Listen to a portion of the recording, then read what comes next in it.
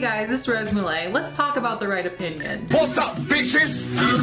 Some people call me James, but to you, it's Daddy. Trust me, I thought I was done last time, but there was just so much that's gone on behind the scenes that I just had to make another video. So I recently just watched the Right Opinion's new Dan Plan video, the video that I originally edited for. And if you saw my original video about this topic, you know that there was some big behind the scenes drama regarding that video. Hi Rose, some comments of yours have come to my attention. These are in serious conflict with my personal values and I cannot continue to work with you, so I'm including our business here. And it looks like James kind of low-key addressed it at the end of the video. I hope this video sees the light of day eventually. Might take a while, but he didn't really address it. Anyway, so I was watching the video and I knew going in that someone was going to replace my edits. So I was just curious, who was gonna edit my part and how it was gonna look. And then I watched the video and the person who took my role as an editor for the video was NateisLame. Keep that name in mind, it'll become important later. And just to prove that we edited the same part, here's a side-by-side comparison of my edits and Nate's edits on the same parts of this video. As you can see, it's very clear that me and Nate are both editing the same part and that Nate was the one that took my role. Why do I care that NateisLame is editing my part? Who is NateisLame? Why does this matter? First of all, NateisLame is a big YouTuber. He has about 250,000 subscribers and he is not an editor for The Right Opinion. I was in The Right Opinion's Discord server. He wasn't there. The Right Opinion has about 80 different editors. Most of these editors are struggling with money and take on this job to help make their ends meet. A lot of people are doing it for the money. A lot of them are broke college students looking for extra cash. Nate, however, has a very different motive. Take a look at Nate's intro and tell me if you see a hidden message. I paused the video so you can see it more clearly. As you can see, Nate drew a stick figure with the words tainted meat on it. And you might be thinking,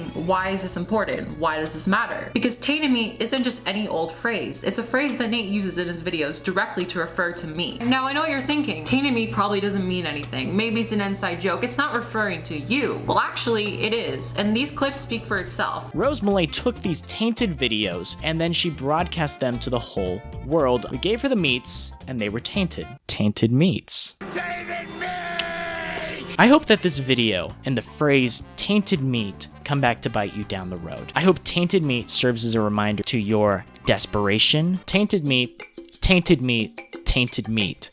Piss off, Rose Malay. You can clearly tell that Nate created the term tainted meat to specifically refer to meat. And if that's not enough for you, here's NateisLame making very clear the specific use of the term. I hope the creators see this before they decide to work with her or engage with her in any kind of discourse whatsoever. And I encourage you to watch and ensure that she doesn't start pursuing these other larger creators. If you do happen to catch her in the act doing this, I just want you to remember these two words. Tainted meat. In his eyes, me editing for The Right Opinion is this big manipulation, this big master plan of mine. When in reality, I just wanted to edit for The Right Opinion because I thought he was a cool content creator and I liked his videos. I wanted to be a part of them. I thought it would have been a really cool experience, and it was for the most part. I had no ulterior motive. I just wanted to do the same job that everyone else did. I earned the job fairly. My work met the quality criteria for James. NateisLame just doesn't like the fact that I'm working with a large content creator and will do anything in his power to stop me from having this opportunity. That being said, The Right Opinion is also very well aware of this. As I said in my previous video, The Right Opinion has actually messaged me confirming that he saw the NateisLame video on me. And so he says he's gonna end contact with me. The videos on you are pretty discomforting. And yeah, there are some YouTubers who have made videos about me, specifically the NateisLame video. In fact, I'm led to believe that this beef is the very reason why The Right Opinion chose to hire NateisLame to replace my part, despite the fact that James has many editors that would be more than happy to take my place. The problem is that I didn't have any proof for this, so I messaged a friend of NateisLame. We both had a feeling that something was going on, so I asked him to get a confirmation from Nate himself, and sure enough, he delivered. Not only do we have proof that this is the case, but we also have proof that The Right Opinion isn't exactly being honest about the reason why he fired me. In fact, the reason why James fired me in the first place was because of NateisLame. And NateisLame even admitted to this. Quote, he's openly admitting that he did it in spite and that he was the one who tattled on you to Tro. And I respond, so he's the reason I lost my editing gig. And Nate's friend responds with, yeah, he is saying he is the reason. He was the one that showed Tro your tweets, and obviously Tro wasn't happy with what you said. So there we have it. This is 100% confirmation that NateisLame was conspiring behind the scenes with The Right Opinion to get me fired from my editing job because of the drama that we've had in the past. Now, regardless of how you feel about me, me, this is very sketchy behavior. It's incredibly shady and incredibly petty behavior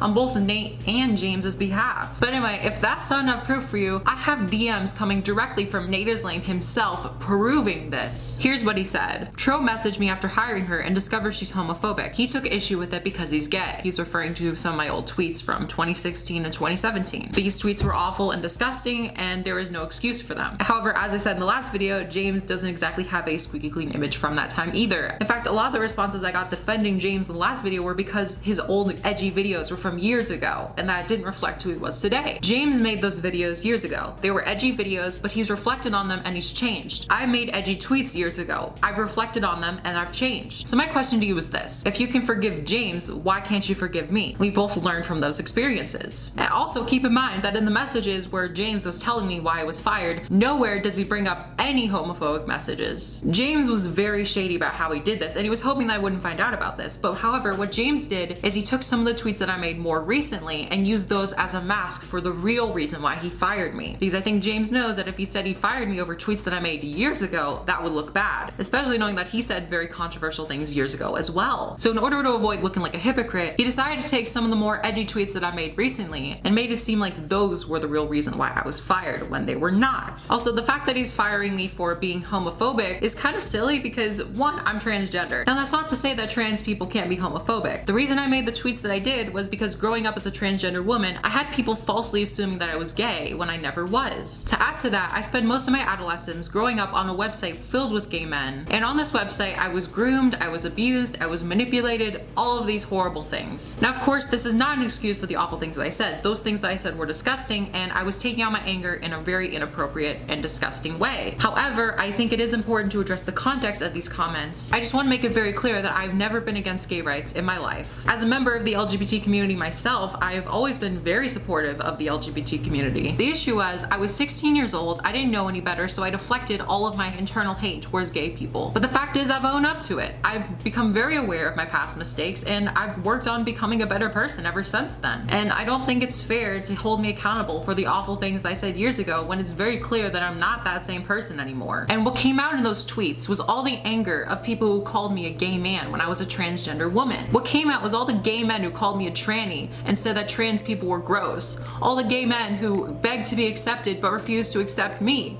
And I know that me saying the things that I said, it wasn't okay. I know. But at the same time, it wasn't me being hateful. It wasn't me being bigoted. And I know that's hard to believe, and I know that some people won't believe that. But I know who I am. And quite frankly, I'm just tired of people taking me at the lowest point of my life, at my worst, and acting like I'm still that person today, and refusing to accept my growth, or refusing to accept my change. The truth is, I had unhealthy ways of dealing with pain and dealing with trauma in the past. And the way I dealt with that pain was to make these homophobic tweets. Thankfully, I've grown from this behavior, and now I'm a huge supporter of gay people and all LGBT rights, especially as someone who's transgender and has to deal with a lot of the same bigotry. Yes, I've made mistakes, and I've rightfully been criticized for them, but I don't think it's fair to hold me accountable for the horrific things I said when I was 16 so the rest of my life, when it's clear that I'm not the same person anymore and that I know better. Anyway, Nate's message continues. He asked me for recommendations on how to deal with her. I gave him some advice and he fired her. I volunteered to take her place. So here's him basically admitting what happened. The decision to fire me was a coordinated effort between both NateisLame and The Right Opinion, and because of the private messages that took place, NateisLame decided to edit my part instead. Now I think you're wondering, why would Nate do this? I mean, you compare Nate to all the other channels editing this video. Most of these channels get a few hundred, maybe 1,000 views a month if they're lucky. Clearly the motivation for Nate to edit my part came at least partially due to spite. What other incentives would a channel of his size have for editing for one of these videos? Because if this wasn't the case, Nate wouldn't have put that Tate and me Easter egg in the video. The fact is that me and NateisLame have a lot of history together, and the fact that he is still going out of his way to essentially try to ruin every opportunity that I've ever had over 2-year-old beef. It's been 2 years now, so much has changed. I've moved on, I've matured a lot since then, but the fact is it's still affecting me today. Anyway, thanks for watching. There's not going to be a part 3. This is the final part.